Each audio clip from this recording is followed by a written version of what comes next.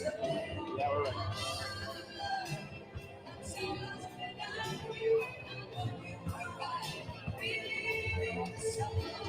Welcome into Your Illini Nation pregame show. Andy Olson and new father. What's up? Derek Piper back with us for the pregame show. Illinois taking on Michigan here in just under an hour here at the State Farm Center. And Derek, forget the game. Okay. Father of two. Yeah. What's it like? It's great, man. It's awesome. Our daughter Nellie, welcome into the world. My wife and her doing very, very well. So we now have man-to-man defense, as everybody who is parents of two or more can kind of attest to it. Oh, I guess once you get to three and up, then you got to go real zone action. So switching, all that, rotations and everything. So man-to-man so far has been good. Shout out to my wife, by the way, who is going to have to play a 2-on-1 zone tonight. But I'm fired up to be back. But, yes, appreciate all the well wishes, the thoughts that people have had for me, and appreciate the time that I've been able to step aside. And you guys have made do with Jeremy and Joey. And but I'm excited to hop back on with you for this one, for sure. That's right. All right. Make do is correct with Joey and Jeremy. We're happy to have Derek back. Just kidding. We love Joey and Jeremy for 24/7. All right. Talking about this game specifically, it's an interesting matchup. Illinois comes in off the loss against Michigan State. Illini have not lost back-to-back games all season. And they have that win against Michigan earlier in the year, 15 points in Ann Arbor.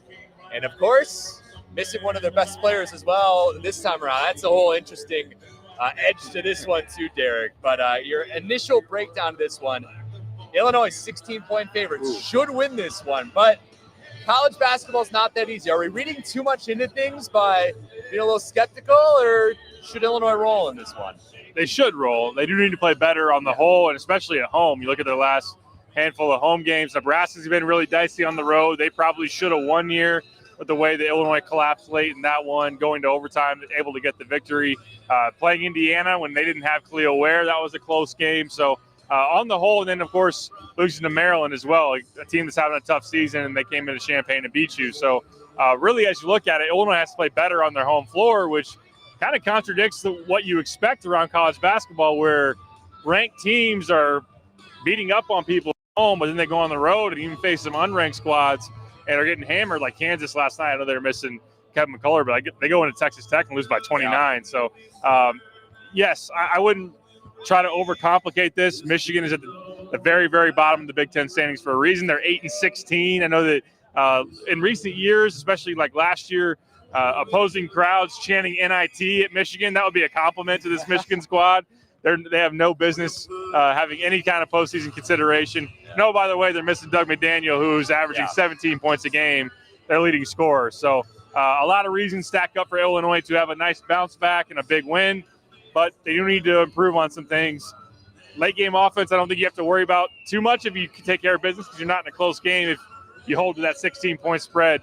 Defensively, Illinois has to be a lot better than they have been of late, and we'll see if they can clean some things up with that as far as that goes tonight. Yeah, 2 games in a row where Illinois has had trouble closing out games. Nebraska, which they eventually won in overtime, and at Michigan State, where they were up 8, seemed like one basket away from being able to run away with it. And then Sparty goes on a 24-8 run. Brad Underwood pushing back against the suggestion that the Illini are having trouble closing out games. He brings up Ohio State, this Michigan game as well in Ann Arbor. But Derek, you just look at the last 2 games. That's when they've had those troubles. Is it something that you're concerned with, even if Brad Underwood's not? A little bit, yeah. Yeah. I mean, I would say that Ohio State was kind of a blowout, Michigan kind of a blowout. Now, if you take care of business in that sense in the second half, and like if they would have turned the Michigan State game from an 8-point lead to a 14, 15-point lead, then you probably don't have to worry about it. But the problem is Illinois then collapsed with their offense. I thought they had some stagnation offensively. Of course, some turnovers that really hurt you. Kind of was that the compounding of errors where a turnover then leads to a transition basket for Michigan State. And then I feel like Terrence Shannon settled for some pull-up jumpers, some threes, when I thought that I would like to see him get to the rim a little bit more. So now that you have Terrence back in the mix, I think this team is trying to figure out probably who you are late in games. Do you want to go booty ball? Do you want to go Terrence downhill? It's okay to have a blend of both of those things, but they have to, coming off of Nebraska where their offense completely hit a wall, and Nebraska was able to make plays to get that into overtime. And really, without Damas getting fouled, they probably would have won that game. They would have won it and upset Illinois in a big way. So I just think that sometimes it's not necessarily bad game plan, just execution, not making shots, turnovers.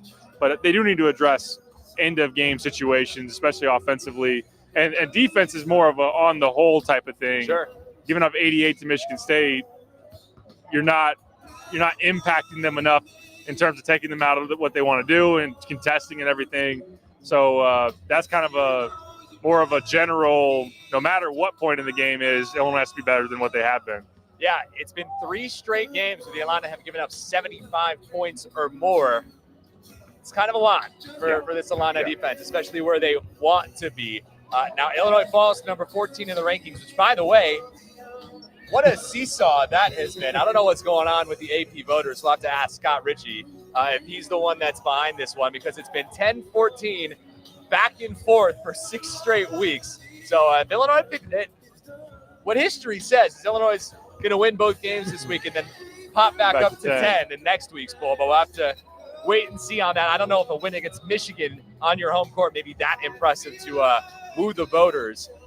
But Illinois, where they are now in the Big Ten standings, it seems like I've kind of fallen behind the 8 ball as far as a regular season Big Ten championship goes. We're 1 game behind Purdue before that Michigan State game.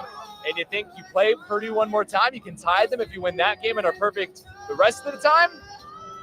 Didn't quite end up like that, losing to Sparty. So as a whole, it seems like Illinois is playing for that double bye in the Big Ten tournament. And then you see what happens up in Minneapolis. Who knows what will happen there.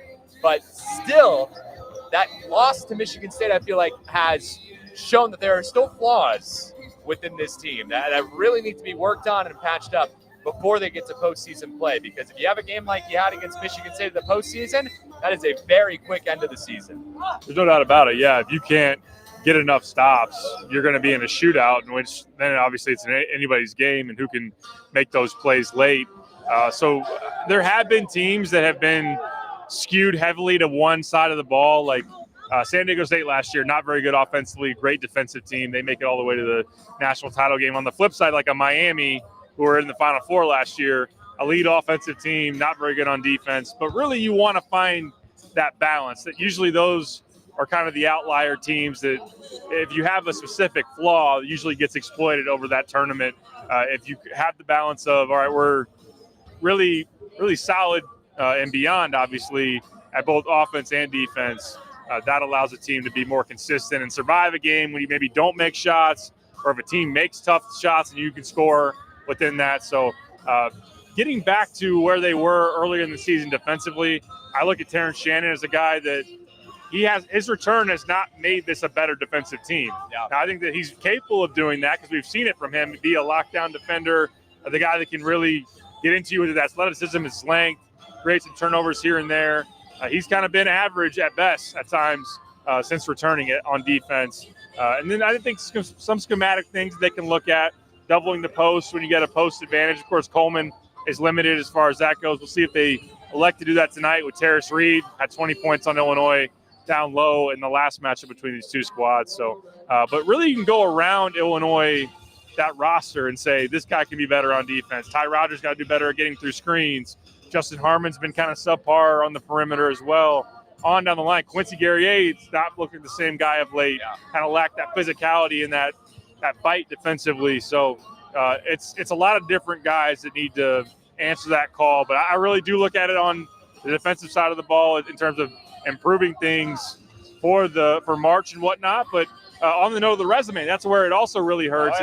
That would have been a great quad 1 win on the road. That would have probably been the most impressive one on your resume to date if you close that out. The next 5 games probably don't do a whole lot for you. You, of course, want to win because there is the other side of it, taking a loss you don't want to have. But the next time you play a quad 1 game, I think, is at Wisconsin early March. So win the games you're supposed to win. You'll be favored in the next 5.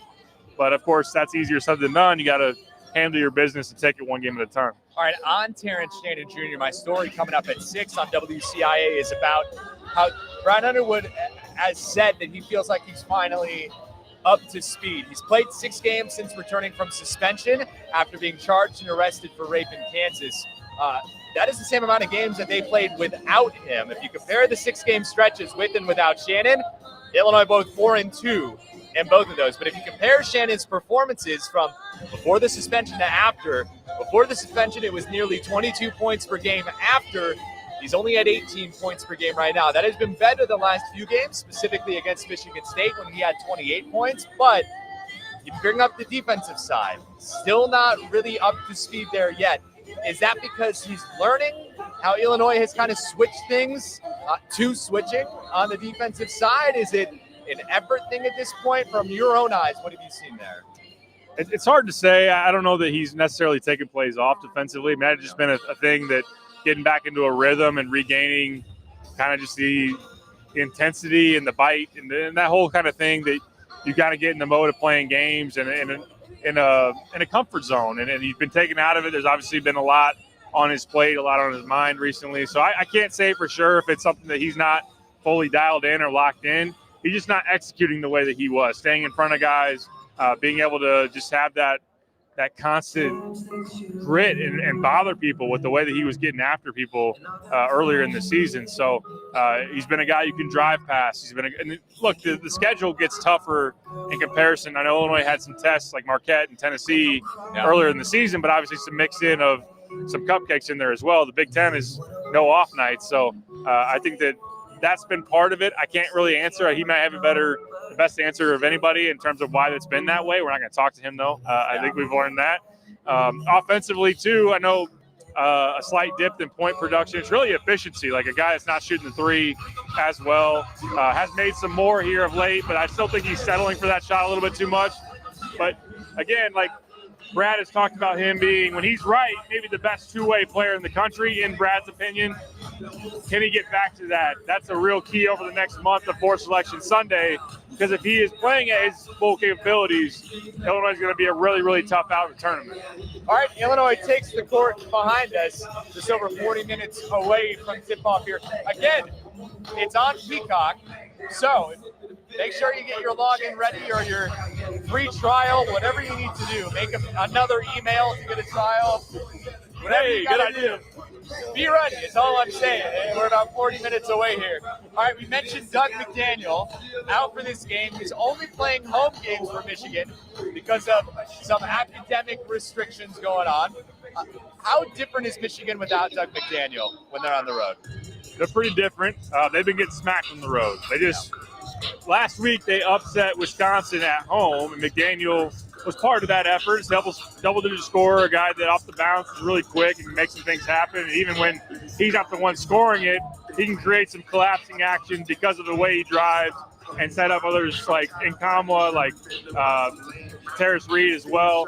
Without him, they just went to Nebraska and got beat by darn near 30. They've been pretty much an auto 20-point loss on the road without him. So they don't have a lot of depth in the backcourt. He's by far and away their best guard, and really they run a lot of stuff through him. So it puts even more weight on the plate of their front court, of Reed, of Kamwa, and then they need Namari Burnett, who's really kind of been a shell of himself in comparison to what he was as a prospect. The McDonald's All-American, he's had some injuries. He can pop up and make a couple of threes, but he's not a very dynamic offensive piece. So without McDaniel, they're pretty limited, and they're 8-16 on the season for a reason. Very dead last in terms of the Big Ten standings, again, for a reason. And without Doug McDaniel, that makes them all the more limited. All right, before we get to your prediction, you did not do 3 keys in a pick this week. I know so, you knew that because you read it. Exactly. We'll talk more about that in a second. But before we get to predictions, where are your eyes going? What matchup are you looking forward to in this one? And which matchup does Illinois have to win the game? I think that down low, of course, the rematch of Coleman against Terrence Reed. I mentioned earlier whether Illinois will make that decision to send some double teams in case maybe you don't start with that, but if Terrence Reed gets going, to try to get the ball out of his hands and force that backcourt on the perimeter to make some plays. I know that Brad has shown some hesitancy to not really want to double unless they're really forced to. I think that's maybe this weekend when they face Julian Reese, they might have really dive into that a little bit more. But I look at the 4 spot. You look at Malik Hall, who really hurt Illinois in the last game. Olivia Kamala transferred from Tennessee, is a big physical guy that likes to play in the mid-post, can make shots, can back you down. I need to see Quincy Guerrier up his game here going forward. I think that when you get Ty Rogers on him or you get Lou Goody on him, you got to make life tough for him, because for Michigan to win, both those guys probably got to go for 20+. And then on the offensive end, I think Illinois to just continue to do what they're doing, give booty ball some of the smaller guards, get Terrence going. But I would love tonight to really see an improved defensive effort. Let that play into your transition game. Let stops lead to offense. I think that that's something that I'm really going to hone in on, is slowing down those front court guys and then Illinois getting out and running against Michigan. All right. So what is your prediction going to be? This one is 16 points right now. Illinois the favorite, of course. What do you think? I think it's a blowout. I think Illinois gets right. I think that Michigan is really in a bad way right now, especially without Doug. And this is just a team that's not getting a lot of stops. They're towards the bottom in terms of high major teams out there in defensive metrics. So I have Illinois. They scored 88 last time in Ann Arbor. I'm 87 in this game, but a bigger margin. Illinois 87, Michigan 65. A 22-point win for Illinois. To the happiness of Illinois faithful, seeing Juwan go to 0-8 against Brownwood during his career. 7 straight wins for the Illini over Michigan. I also see Illinois winning. I guess you could call it a blowout. I'm going to say they cover. So I'm going to say 17 points in this one. I got to do the math first. We'll go 82. What would that be? 65 is what I think the final is going to be. I'm with you. We both had Michigan on 65, so. That's true. Yeah. There you go. Yeah. I was thinking of my score. I wasn't even listening to what you were saying, so this is my half. You couldn't even hear what I was saying. No, it's true. It is very loud in here. Tat doing a great job DJing because we cannot hear each other talk. All right, close this out, Derek. How can people spend their 38 minutes before the game on Illini Inquirer to get ready? Usually I say read my 3 keys in a pick. Jeremy Warner wrote that. I did write an article today about big picture thoughts on Illinois as their big dance resume is coming together. What do you like about it? What does Illinois have to improve?